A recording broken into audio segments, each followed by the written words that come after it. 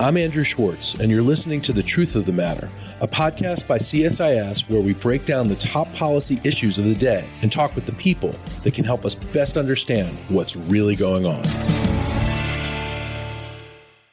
To get to the truth of the matter about the reaction at the Munich Security Conference last week, I have two of my great colleagues, Dr. Steve Morrison and Caitlin Welsh, who were both there. Both of them conducted sessions at the Munich Security Conference, and they met with a lot of people. So I wanted to get with them both and talk about their respective areas, but also to talk about what happened at this historic conference. Caitlin, of course, is the director of CSIS's Global Food and Water Security Program. Dr. Steve Morrison is director of the Global Health Policy Center at CSIS and a senior vice president. Guys, welcome. I want to first ask you, there's a lot of fuss at Munich. The Europeans seem very upset. You guys were there. What was it like?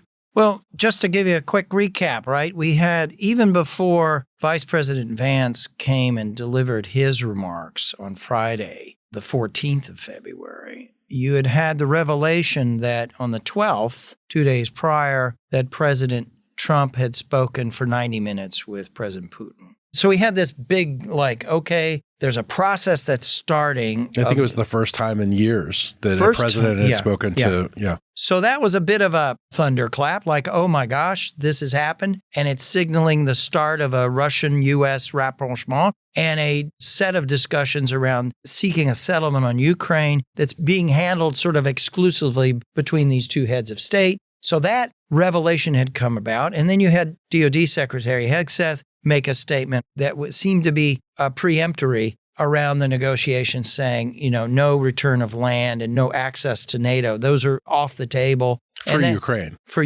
for a Ukraine settlement. And then you had Senator Wicker and others saying, wait a second, that's a bit premature. So then you have Vice President Vance come before the group and say very little, if anything, about the Ukraine negotiations and this moment that we're at, and what is it going to require in terms of a settlement, and what does it mean for Europe? But instead to put the focus on democracy and to say the greatest threat to Europe is not China, it's not Putin. Yeah, he said it was from within. It's from within. And then he says it's because you're blockading and isolating these certain elements within your own population. You're not allowing the AfD, the Alternative for Deutschland, the Alternative for Germany, which is a far-right group, far-right neo-Nazi group that has been under investigation, still under investigation, and is treated, even though it's polling at upwards of 20% in the national elections, which are this Sunday, the 23rd. Yeah. It's a highly problematic democratic development. And so there's this.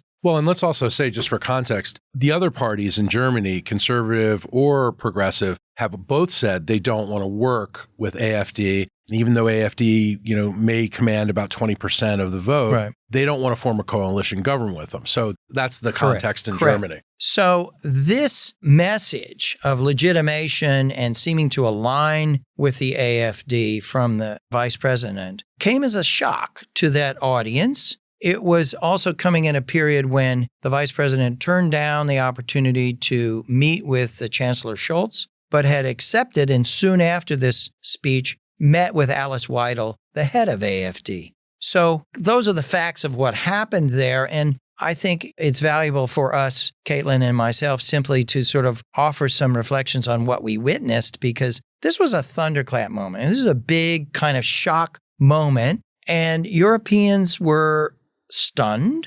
They were not of any single opinion, but I think they were offended. Germans were deeply offended. They were not anticipating this.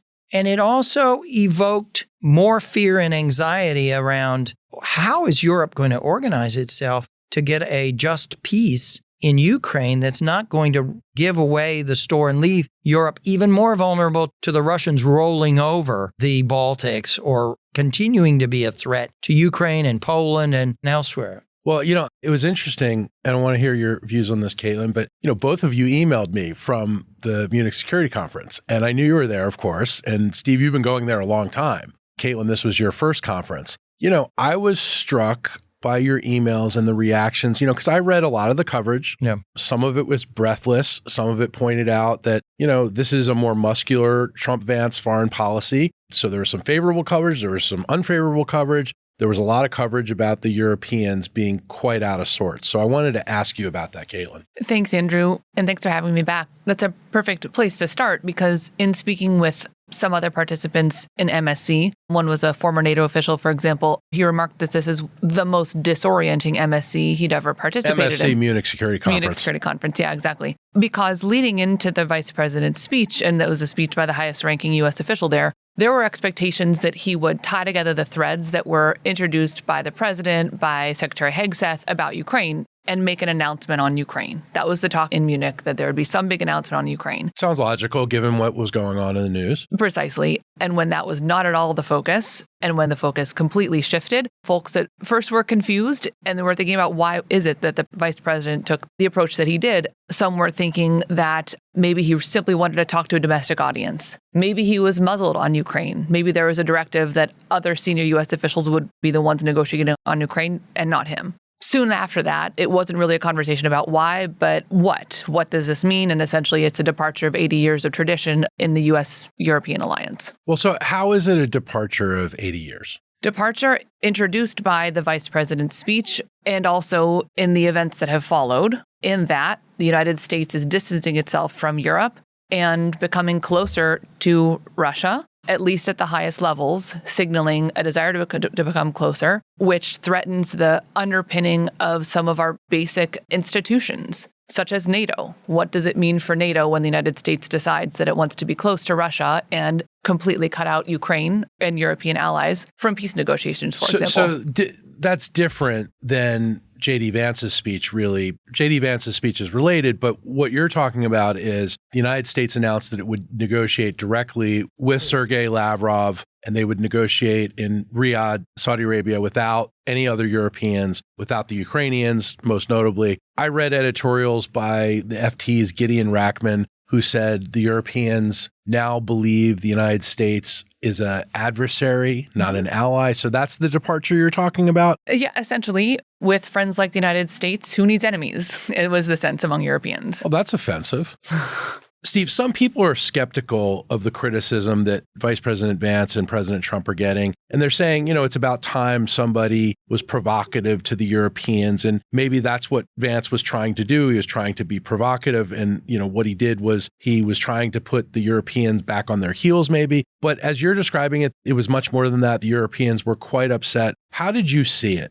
The instance of the Vice President of the United States coming before this audience and scolding the Germans for, in his view, breaching democratic practice by being exceptionally careful in how they manage a neo-Nazi party, that it characterizes the Holocaust as minor droppings of bird poop. I think the founder of the party, of the AfD, once compared the Holocaust to, let's just say, a speck of dirt in their 1,000-year history, which certainly is offensive to a lot of people. So that coming from an elected government that denied the outcomes of the 2020 election and continues to deny the outcomes of our own elections, to come and lecture the Germans on this most sensitive of matter around how you deal with the Holocaust and the history of the Holocaust. I think that was extraordinary. That was extraordinary. And this is why the Europeans walked away from this and were there and were reacting to you guys, because they felt this. Yes. So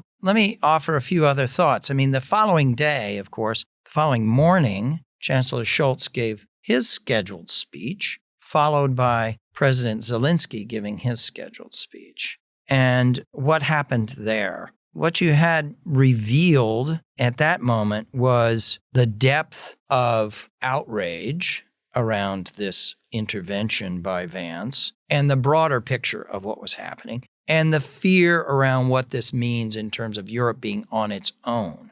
So Scholz comes forward. He's supposed to be talking about Germany and the world and Germany and Ukraine, et cetera, et cetera. He spends the first 10 minutes going point by point against Vance's speech and saying this is simply unacceptable. This is simply unacceptable for these reasons. And we're not going to be silent, and we're not going to accept this, and we're just registering that.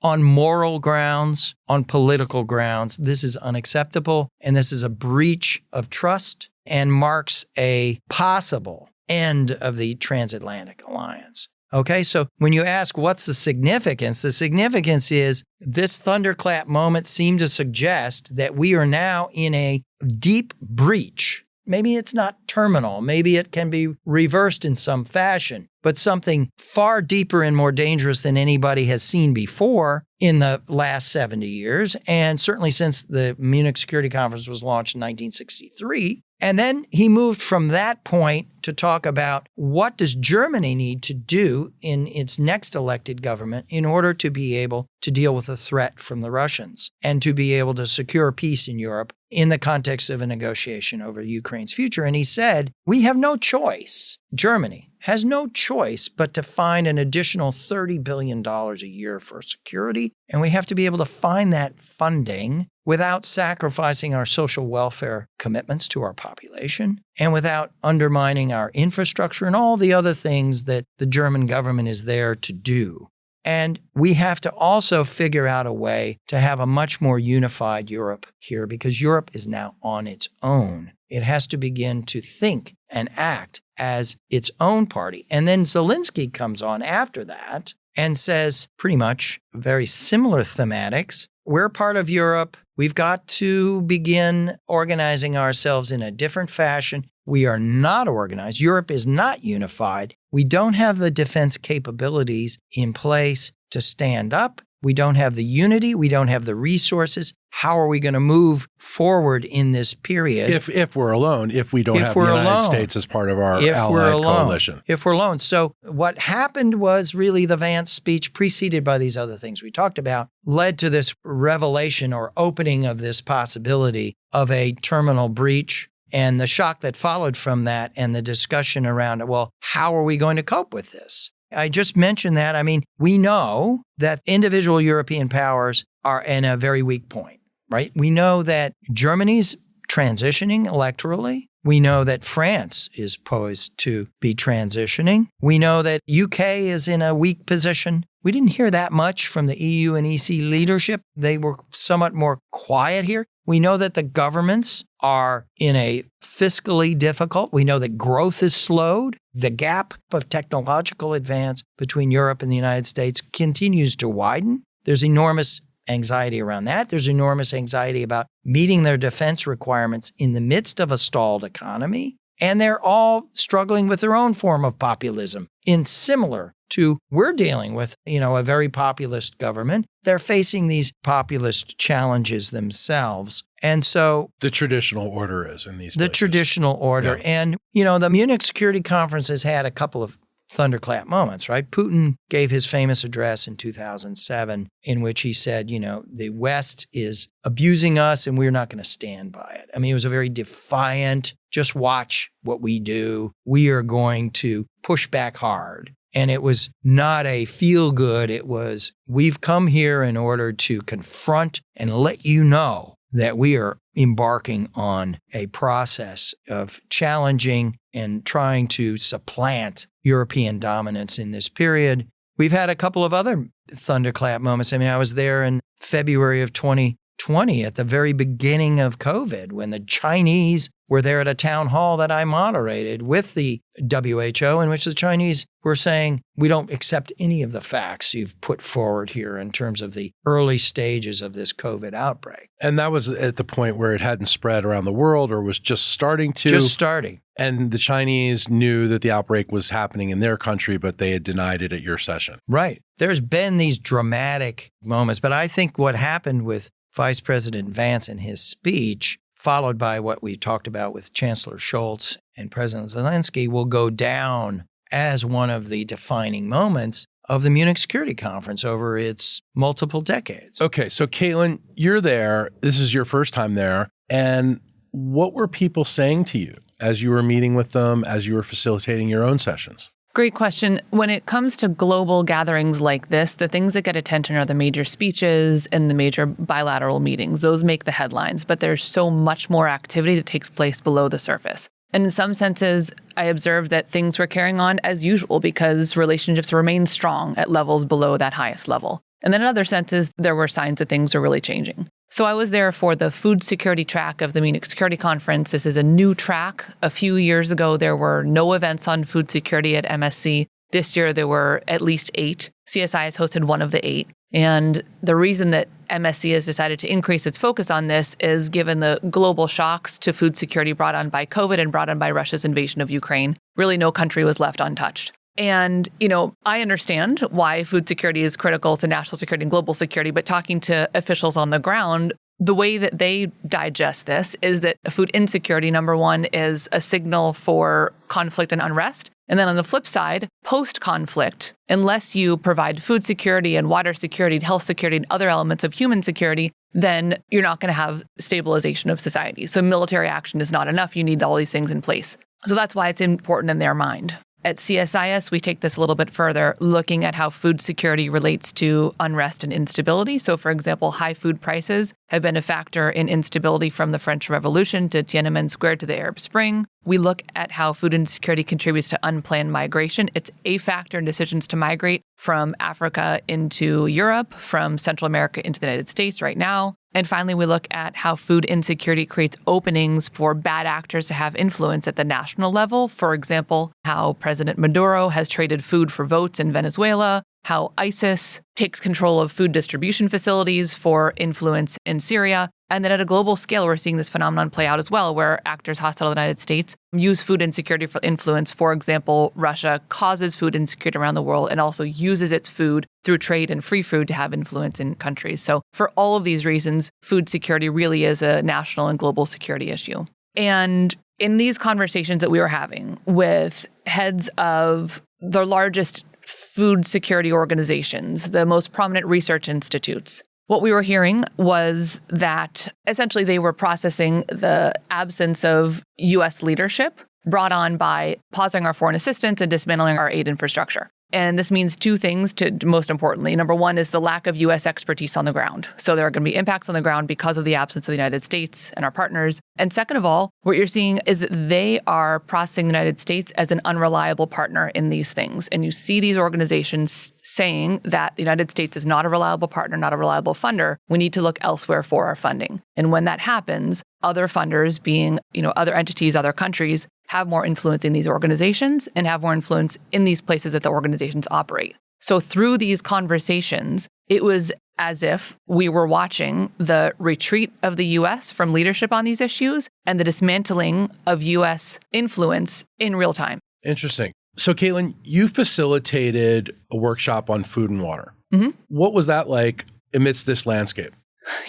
To my earlier point about how oftentimes things below the leader level, below the surface, can continue, as usual. And this event that we hosted in collaboration with 2 other global organizations, this includes leaders from multinational corporations, from multilateral organizations, recently retired member of Congress, leadership from global research institutes, and others at our event. It was essentially about looking at agricultural gene banks as strategic assets. So given all of the pressures on food production brought by all the reasons that we understand, it's important to have gene banks that can help us breed crops that are resilient to all these challenges. It's important for the United States, it's important for other countries. And there was certainly recognition and there was energy and excitement about supporting the work of institutions like this. In the background, though, of course, was this enormous question of what is U.S. funding going to look like and what is U.S. leadership going to look like? That essentially this is a different conversation now than it had been, even weeks before. Interesting. Steve, you also held a roundtable. It was on climate and security, and you also participated in several health security convenings. Yeah. You started the health security convenings there years ago at Munich Security Conference. So let's first talk about climate and security and how did that go?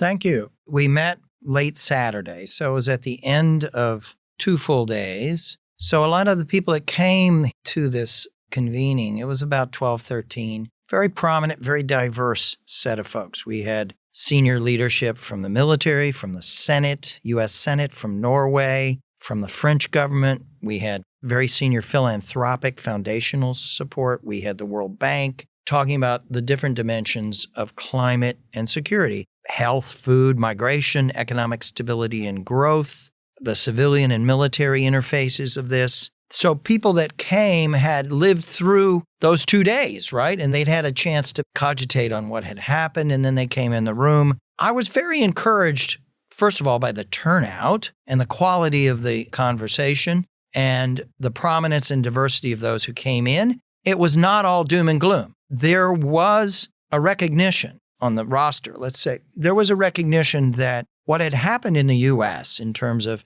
the dissolution of AID, the freeze on foreign aid, the shift on climate, the challenge on multilateralism, all of these changes were formidable in changing the context of the global context. What's the ecosystem we are operating in? And what can we expect of the United States government? So that was there as a reality. There was also an awareness that for the European countries, when you're talking about climate and security, these are countries where economic competitiveness now dominates their minds, right? They are in flat economies. As I said earlier, the gap between their performance and their technological innovation is widening with the U.S. Great anxiety about that. They're also in the middle of political transitions and leadership. So there was a certain kind of like, okay, we know these areas are terribly important we're talking about, but we also know that we're in a period of considerable constraint. And we know that the demands on our budgets in Europe are going to intensify on defense for any Ukraine settlement. So that's the context in which people were being kind of sober and realistic about this. But on the positive side, we had folks pointing to, look, there's a lot of multilateral financing. The IDA, the World Bank IDA provisions is not overwhelmingly dependent on the U.S. There's a lot that can be done there. The Norwegian government leaning very far forward in wanting to lead in this area. Very strong philanthropic interests. From the senator who came, there was an optimism around the continued ability, because of our lived experience in Hurricane Helene, in the fires in L.A., in the tragedies in Lahaina, in Maui, that we have a lived experience that's made these things vivid, and it opens the door. Yeah, we sure do. All we have to do is look at those things you just said. We had L.A. just a couple weeks ago. So we have an opportunity for a different kind of conversation within our own political system. We just have to pay attention to the language that we use in how we do this. So this is really important. This is really important. Amid all this polarization here in the United States and in Europe as well, being constructive is really the sweet spot here. And that's what both of you attempted to do. How do you feel, Caitlin, that you succeeded, maybe didn't succeed in this regard? Important question you just asked. Succeeded in the sense that the organizations that have been committed to these issues remain committed, on the one hand. On the other hand, the big question of U.S. leadership in this regard is just, it's an open question. And the U.S. is the world's largest funder to these things. And so that it really calls into question the efficacy of these efforts and these organizations going forward. But really, beneath the surface, as I mentioned, one or a couple levels down, you see continued cooperation no matter what's happening at the top. And that's what I saw during the first Trump administration. In the G7, G20 context, when I was at the National Security Council, you had really strong collaboration at that level. And I think that continues, which gives me confidence. Steve, on your end, what did you think? Where do you think you all were most constructive? Well, I've described this, that there was a consensus around the significance of this topic area that we put on the table around the multiple dimensions of security and climate, and that we need to have a much better strategy and a transatlantic approach to this. And it's one that involves governments, international bodies, international financing, non-governmental. It's something that involves think tanks, universities, and the like. And I was encouraged by that. But to follow up on what Caitlin was saying, the awareness of the gravity of what's happened in our foreign aid, our multilateralism, our turn away again from climate, on top of the shocks around the threat of a terminal rupture of the Transatlantic Alliance, that sat very heavy on people. And there was an interesting intervention at our climate and security roundtable where one very prominent personality from the UK came forward and said, you know, we've been stunned and in denial to these events that have happened, but there's a surge of thinking now that we need to really rally ourselves in defense of the United States, that we need greater unity. We need to understand that we may be facing a long-term adversary here. We need to rally and unify ourselves and defend our positions and not depend on a force. We've been too dependent on the security provided to us, the security umbrella provided by the United States. We need to come to terms with that. And one of the things that are relevant to us at CSIS was the message of It was a friendly but tough message of our friends in the United States, like those at CSIS, need to think carefully about this new reality and whether we at CSIS are going to be seen and treated differently in the future. Less friendly approach to us, less receptive to our ideas. The Europeans being less receptive. To us. And it left me with one very strong conclusion, which is we really need to rally proactively now to make sure that we keep our relationships with our peer institutions and our partners and friends in Europe who share these values, who share these concerns,